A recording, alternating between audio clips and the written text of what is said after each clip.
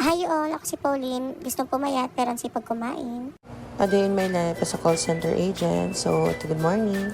So, tamang ganda-gandahan na naman. So, andito na yung sundo ko si Carl, kapatid ko. So, masipag yan. Every day niya akong hinahatid kahit lagi nakasimangot. So, tamang pakit lang habang nakaangas kay Carl papasok sa office.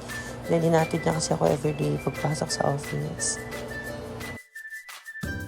So, ayan, tamang enjoy lang ng view. Kahit mainit, okay lang. Since vitamins pa naman yan sa balat. Since minsan lang naman ako naarawan. Lalo na ganito kaganda yung view na makikita mo everyday. So, enjoy lang kahit mainit. So, ayan, everyday kong dinadaan na papunta sa office.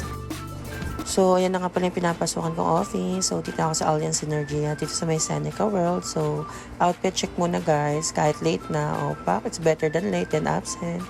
Pak, aura. So, dito na ako sa locker with Madam Jean and my lucky girl, Ate Gemma. So, pak. So, ito nga, break time na namin. So, I'm with my lucky girl, Ate Gemma and Ate Rica. So, tamang in-game. So, in-game lang kami dyan. Walking, papunta sa kinakainan namin kay Ate Marisa. So, andito na nga kami. So, tamang pakit lang. Pa, aura ka dyan. So, balik pantry with Ate Riza.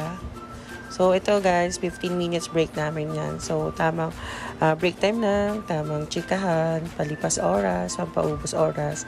So, chika-chika lang kami about sa mga everyday na ganap, sa mga client na nakakausap, and sa mga chika namin sa about life, kung anong ulam sa mamayang pag-uwi galing office. So, plano-plano lang kami ng mga gagawin pambukas, kung anong aura-aura and kung anong mga eksena namin para sa isang buong araw.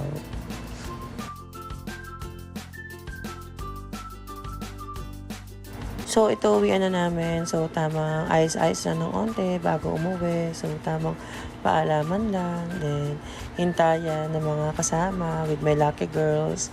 So, ayan guys, natapos na naman yung isang buong araw. So, thank you Lord dahil hindi mo kami pinabayaan sa isang buong araw at pinibigyan mo kami ng blessing sa araw-araw. So, yun lang guys. Bye-bye.